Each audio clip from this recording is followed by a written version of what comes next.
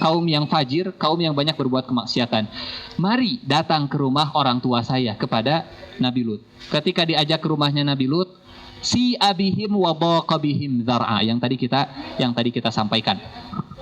Datangnya di waktu sore menjelang malam. Kenapa? Karena kalau datangnya siang-siang pasti akan banyak orang yang melihat. Pasti akan banyak orang yang melihat, dan apalagi dengan wajah yang tampan, ya. Maka untuk orang-orang seperti ini, kalau kita bagi seorang laki-laki, perintah ghaddul basar itu adalah ketika kita melihat perempuan. Tapi bagi orang yang seperti ini, ghaddul basar bukan hanya ketika melihat perempuan. Ketika melihat laki-laki ganteng pun mereka harus ghaddul basar. Terpaksa. Kenapa? Karena mereka sudah menyalahi fitrah. Ketika melihat perempuan yang cantik, perempuan yang maskulin, ketika melihat perempuan yang cantik, kata para ulama juga mengatakan, mereka diperintahkan untuk ghaddul basar. Kita kembali lagi. Iya. Rekan-rekan sekalian, datangnya itu di waktu sore menjelang malam, sehingga tidak banyak yang melihat. Pertanyaannya, kenapa ketika tamu datang, tiba-tiba di ayat ke-78 Allah mengatakan waja'ahu qaumuhu yuhra'una ilaih. Datang tamu ke rumahnya Nabi Lut sembunyi-sembunyi di sore hari, tidak banyak yang melihat. Tidak lama di ayat 78 Allah mengatakan tiba-tiba kaumnya itu datang ke rumahnya Nabi Lut dengan buru-buru. Orang yang sudah kesetanan, ya, sudah apa bahasa ininya, sepaneng, sudah diubun-ubun, ya, nafsunya sudah diubun-ubun. Waja'ahu qaumuhu yuhra'una ilaih. Rekan-rekan sekalian, orang kalau pertama kali berbuat dosa itu pasti akan ragu-ragu. Pasti akan ragu-ragu, tidak pede melakukan sebuah dosa. Ketika misalkan dia terpaksa harus menyuap, khawatir, ragu-ragu, jangan-jangan ketahuan, jangan-jangan ini jebakan, jangan-jangan. Tapi kalau sudah terbiasa berbuat dosa, tidak ada lagi keraguan-raguan. Persis seperti kaumnya Nabi Lut. Waja'ahu qaumuhu yuhra'una ilaih. Datangnya itu tidak ragu-ragu, tapi dengan bersegera. Kepada kemaksiatan mereka bisa bersegera. Waja'ahu qaumuhu yuhra'una ilaih. Pertanyaan saya, kenapa bisa kaumnya datang ke rumah Nabi Lut dengan bersegera? Pertanyaannya, siapa yang membocorkan? Siapa yang membocorkan? Istrinya.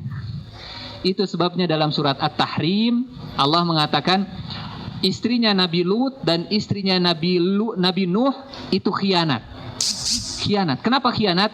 Khianatnya bukan khianat mustahil istri Nabi itu selingkuh, mustahil. Khianatnya itu dalam bab masalah akidah. Ketika ada tamu malaikat datang, yang mestinya tamu itu menjadi tanggung jawab tuan rumah, ini istrinya malah memberitahukan kepada penduduk sekitar, ada tamu yang ganteng. Ada tamu yang ganteng di rumahnya Lut, silahkan datang. Jadi yang membocorkan itu adalah istrinya. Itu sebabnya istrinya tidak diselamatkan oleh Allah Subhanahu wa taala, karena membahayakan keselamatan malaikat. Walaupun para malaikat tidak akan terbahayakan keselamatannya. Waja'ahu qaumuhu yuhra'una ilaihi wa min qablu kanu ya'maluna sayyi'at. Sebelum mereka datang ke rumahnya Nabi Lut, mereka selalu melakukan perbuatan buruk, perbuatan sayyi'at. Qala ya qaum, ketika sudah sampai di depan pintu, saya membayangkannya kaumnya, ya, yang sudah nafsunya sudah diubun-ubun, padahal mereka tidak melihat, hanya mendengarkan saja ada cowok ganteng, ada cogan. Ada cowok ganteng datang ke rumahnya Lut. Baru mendengarkan saja, karena mereka sudah terbiasa dengan maksiat, nafsunya sudah langsung naik ke ubun-ubun. Sampai di pintunya Nabi Lut, mungkin dorong-dorongan, kalau saya gambarkan. Kata Nabi Lut, qala ya qaum, wahai kaumku, haula ibanati, itu anak-anak perempuan saya. Pertanyaan saya, mungkinkah Nabi Lut menyerahkan anak perempuannya kepada mereka, yang mana mereka itu sudah terjerumus kepada penyakit yang kotor? Haula ibanati, itu anak-anak kalian, in kuntum fa'ilin, kalau kalian mau berhubungan. Hunna atharu lakum, itu lebih suci bagi kalian. Kata para ulama, yang dimaksud oleh Nabi Lut adalah itu istri-istri kalian, itu wanita-wanita yang ada di tempat kalian, itu wanita-wanita yang ada di kampung kita, di negara kita. Hunna atharu lakum. Karena bagi seorang nabi, kaumnya itu adalah anaknya. Sekali lagi, ini pegang rumus ini. Bagi seorang nabi, kaumnya itu adalah ibarat anaknya. Maka kita sering mendengarkan, apa julukan bagi istri-istrinya Rasulullah? Ummahatul Mukminin. Ummul Mukminin, ibunya orang-orang yang beriman. Kalau Siti Aisyah, Siti Khadijah, Siti Juwairiyah, Siti Hafsah dan seterusnya itu adalah ibunya orang beriman, maka Rasulullah adalah bapaknya orang-orang beriman. Karena ibu kita sama, karena bapak kita sama, ibu kita adalah istri Rasulullah, bapak kita adalah Rasulullah, maka kita ini bersaudara. Innamal mu'minuna ikhwah. Mustahil bersaudara kalau bapak dan ibunya beda. Innamal mu'minuna ikhwah. Maka kata Nabi Lut, hunna banati, apa kata Nabi Lut? Haula ibanati hunna atharu lakum. Itu wanita-wanita jauh lebih suci bagi kalian. Dari sini kemudian para ulama mengatakan pengobatan bagi orang-orang yang terjerumus, bagi homo, ya, bagi gay. Sederhananya, kumpulkan mereka dengan wanita dalam satu kamar, kasarnya, dan biarkan mereka dikunci, digembok selama beberapa bulan. Pada akhirnya akan muncul rasa suka, insya Allah. Hunna banati haula'i banati atharu lakum. Atau kalaupun dimaknai banati atharu lakum, bahwa kalau kalian mau berhubungan seksual, maka saya akan persilahkan anak-anak saya dinikahkan dengan kalian. Apa artinya? Seorang nabi sampai rela berkorban, anak-anaknya dinikahkan dengan para pendosa kalau mereka mau taubat. Artinya, ini upaya yang dilakukan oleh Nabi Lut dalam rangka mengobati orang-orang yang LGBT. Sampai berkorban kalau perlu, kalau ridho ya. Ini kakak saya perempuan. Kakak saya perempuan kalau kalian mau sembuh. Ini adik saya perempuan, itu sepupu saya perempuan kalau kalian mau sembuh. Kira-kira kalau kita terjemahkan seperti itu. 5 menit lagi. Fattaqullaha wa la tukhzuni fi dhaifi alaysa minkum rajulun rasyid. Di ayat ke-79 mereka mengatakan, qalu laqad alimta ma lana fi banatika min haqq wa innaka la ta'lamu ma nurid.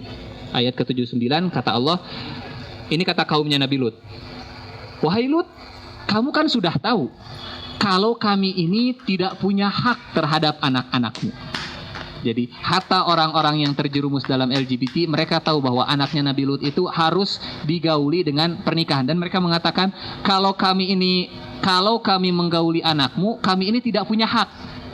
Jadi mereka sadar bahwa untuk menggauli anaknya Nabi Lut itu harus menikah. Tapi mereka tidak sadar bahwa yang mereka lakukan juga salah. Jadi mereka lidahnya itu memainkan argumentasi yang sesuai dengan syahwatnya. Kemudian di ayat ke-80. Ayat ke-80 ini introspeksi bagi kita dan membandingkan tentang kondisi Nabi Lut. Sekali lagi, Nabi Lut hanya seorang diri melawan sebuah negara, melawan sebuah masyarakat. Maka di ayat ke-80 Nabi Lut mengatakan, qala law anna li bikum quwwah aw awi ila ruknin syadid. Andai saja aku ini memiliki kekuatan untuk menolak kalian, untuk mengusir kalian, untuk mendorong kalian keluar. Aw awi ila ruknin syadid, atau andai saja aku ini punya keluarga yang kuat yang bisa aku jadikan perlindungan. Sekali lagi, ini kisahnya tamunya ada di ruang tengah, kalau bahasa kita. Nabi Lut diskusi di pintu. Tamunya hanya nonton, diam, mendengarkan dengan tenang. Nabi Lut tidak tahu bahwa yang ada di belakangnya itu adalah malaikat yang memiliki kekuatan jauh lebih kuat daripada sebuah keluarga yang kuat yang ada di tempatnya Nabi Lut. Kata Nabi Lut, andai saja aku memiliki kekuatan atau aku berlindung kepada keluarga yang memiliki kekuatan.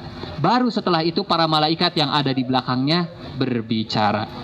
Kata mereka, qalu. Jadi sebelumnya ketika diskusi ramai itu di pintu, tamunya itu santai, senyum-senyum saja. Padahal mereka, kalau bahasa kita, ini calon korban. Tapi mereka senyum karena mereka tahu mereka yang akan jadi korban. Bukan saya yang akan jadi korban, kalian yang akan jadi korban. Setelah duduk manis, tersenyum, kemudian dialog seperti itu dan terlihat wajahnya Nabi Lut sudah seperti orang yang pasrah. karena sudah tidak bisa lagi menolak mereka, kata mereka, qalu ya Lut, wahai Lut, inna rusulu rabbik. Wahai Lut, kita ini adalah utusan Tuhanmu, kita ini adalah para malaikat, lan yasilu ilaik. Mereka tidak akan bisa mencederai engkau, mereka tidak akan bisa melukai engkau. Di ayat yang lain Allah menceritakan, jadi silahkan ya sebagai referensi ayat-ayat yang tadi kita sampaikan. Di ayat yang lain Allah mengatakan malaikat tersebut langsung menunjuk ke arah mereka dan mereka tidak bisa melihat. Jadi malaikat yang duduk di rumahnya Nabi Lut, ketika mereka masuk mereka tidak tahu mana tamunya. Mereka tidak tahu bahwa di sana ada malaikat. Kemudian kata para malaikat kepada Nabi Lut ketika kaumnya pulang, fa asri bi ahlika bi qit'in minal lail. Bawa keluargamu di malam hari. Ya, bawa keluargamu di malam hari keluar dari kota ini sebelum subuh. Kenapa? Karena waktu dihancurkannya adalah waktu subuh. Para ulama mengatakan waktu subuh ini adalah waktu yang berbahaya. Waktu yang berbahaya karena di waktu subuh Allah memenangkan sebuah kaum, di waktu subuh juga Allah menghancurkan sebuah kaum. Alaisa subhu biqarib, bukankah waktu subuh itu sudah dekat? Di ayat yang lain malaikat mengatakan kepada Nabi Lut, bukankah waktu subuh itu sudah dekat? Maka segera berangkat. Segera berangkat, dan kata para malaikat di ayat yang lain, wala yaltafit minkum ahad. Jangan seorang pun menoleh ke belakang. Seorang ulama dari Palestina namanya Dr. Bassam Jarrar. Beliau mencoba menganalisa kenapa para malaikat mengatakan jangan seorang pun menoleh ke belakang. Karena katanya azab yang ditimpakan Allah kepada Nabi Lut itu ada kaitannya dengan masalah dengan penglihatan. Kalau saja ada satu pengikut Nabi Lut yang menoleh ke belakang, maka matanya akan jadi buta. Entah azab seperti apa yang bisa membuat ketika seseorang melihat azab itu menjadi buta. Wala yaltafit minkum ahad. Sebagaimana malaikat bisa membutakan kaumnya Nabi Lut ketika datang ke rumahnya, seperti itu pula azab yang Allah timpakan di waktu subuh kepada kaumnya Nabi Lut, sehingga malaikat mengatakan wala yaltafit minkum ahad. Jangan seorang pun menoleh ke belakang. Terakhir rekan-rekan sekalian. Sedikit lagi ya. Abdullah bin Abbas, sahabat, ketika menafsirkan seluruh ayat-ayat yang bercerita tentang Nabi Lut, beliau membuat sebuah kesimpulan. Kata beliau, sebab utama terjadinya di luar sebab-sebab yang kita sebutkan, bal antum qaumun musrifun. Sebab utama terjadinya bencana kepada kaum Nabi Lut adalah ketika kaum laki-laki mereka berpakaian, berdandan, berperilaku, berbicara, bertingkah seperti perempuan. Sekali lagi, ketika kaum laki-lakinya berdandan, pakaiannya, berperilaku, gaya melambainya, maka saat ini saya khawatir kalau ada yang BPJS, maaf bukan institusi, BPJS itu Badan Padat Jiwa Sekong. Jadi kata Abdullah bin Abbas, sebab pertama adalah sebab utamanya ketika laki-laki berdandan, berbicara, berperilaku seperti wanita. Ketika laki-lakinya itu tidak bangga dengan kelelakiannya, ketika perempuannya tidak bangga dengan keperempuanannya, atau bahasa kita, ketika laki-lakinya sudah tidak maskulin lagi, ketika perempuannya sudah tidak feminim lagi, maka tunggulah bencana kaum Nabi Lut. Karena saya tidak setuju dengan istilah ketertarikan kepada sesama jenis. Kenapa? Pada akhirnya manusia tertarik kepada yang beda jenis. Baik beda jenis kelamin atau beda jenis identitas gender. Segaynya gay, mustahil dua-duanya pria maskulin. Selesbinya lesbi, mustahil dua-duanya itu wanita feminin. Pasti kalau yang lesbi, satunya itu adalah wanita yang cantik perkasa. Kalau yang gay, pasti salah satunya adalah gagah jelita. Jadi sekarang sudah zaman tertukar, bukan lagi gagah perkasa, tapi gagah jelita. Yang cantik, bukan cantik jelita, tapi cantik perkasa. Setuju atau tidak ini wallahu alam. Ini analisa saya bahwa segaynya gay, selesbinya lesbi, pasti salah satunya adalah yang identitas gendernya berbeda. Maka kalau saya meyakini, kalau seluruh laki-laki itu maskulin, kalau seluruh perempuan itu feminim, mustahil ada LGBT. Dimulai dari lingkungan keluarga. Kalau kata seorang ahli psikologi pendidikan, Eli Risman, yang kemarin ada di ILC, Indonesia Lawyer Club, atau di video-video YouTube-nya mengatakan sebab pertama kenapa muncul LGBT di negara kita adalah kita ini fatherless country katanya, negara tanpa ayah. Sehingga ketika seorang anak laki-laki tumbuh dewasa, dia hilang siapa yang bisa dia jadikan panutan sebagai contoh laki-laki sejati. Ayahnya tidak ada, sehingga akhirnya ngikut ke ibu, ngikut ke saudara perempuannya dan seterusnya. Kelelakiannya itu tidak tumbuh. Akhirnya laki-laki yang ke perempuan-perempuanan. Sehingga Rasulullah mengatakan ini di antara hikmah. Kenapa Rasulullah menganjurkan atau kenapa Islam mengajarkan adanya hijab?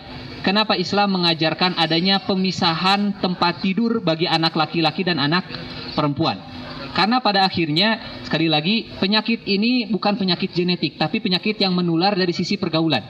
Laki-laki yang banyak bergaul dengan perempuan akan terpengaruh dengan gaya keperempuanannya. Perempuan yang banyak bergaul dengan laki-laki sedikit banyak akan terpengaruh gaya maskulinnya. Maka di antara hikmahnya kenapa laki-laki itu harus banyak bergaul dengan laki-laki lagi, supaya jadi makin maskulin. Perempuan kenapa harus banyak bergaul dengan perempuan lagi, supaya semakin feminim. Dan ketertarikan paling besar itu adalah ketika pria maskulin bertemu dengan wanita feminim. Silahkan buktikan. Pria maskulin pasti akan sangat tertarik kepada wanita yang feminim. Ketertarikannya akan berkurang ketika pria maskulin bertemu dengan wanita maskulin. Iya, wanita yang maskulin.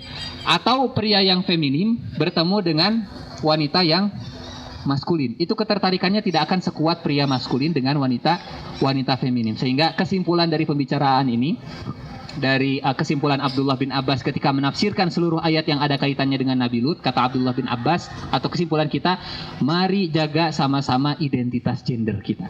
Bagi yang laki-laki, usahakan semakin maskulin. Contoh maskulin itu adalah jenggot bagi laki-laki. Bagi yang punya ya, artinya tidak harus sepanjang Osama bin Laden misalkan. Minimal ketika dari jauh orang tuh bisa tahu, oh ini perempuan, oh ini laki-laki. Kalau saya nonton film Korea, bukan nonton, anti saya mau film Korea. Kalau saya melihat orang-orang Korea di TV gitunya, saya bingung, ini laki-laki atau perempuan? Tidak jelas. Sehingga alhamdulillah di kita dari sisi pakaian masih bisa dibedakan mana laki-laki mana perempuan. Semakin banyak perbedaannya akan semakin upaya kita untuk mengeliminasi LGBT. Jadi kita mulai dari upaya-upaya sederhana lah. Laki-lakinya menjaga maskulinitas, kalau nanti sudah menikah jaga sebaik mungkin maskulinitas anak laki-laki kita. Perempuannya jaga femininitasnya, jaga keibuannya, jaga semakin feminim akan semakin menarik bagi laki-laki yang maskulin. Ini saja mungkin yang bisa disampaikan. Mudah-mudahan ada manfaatnya. Aku qouli hadza wa astaghfirullah li wa lakum. Assalamualaikum warahmatullahi wabarakatuh.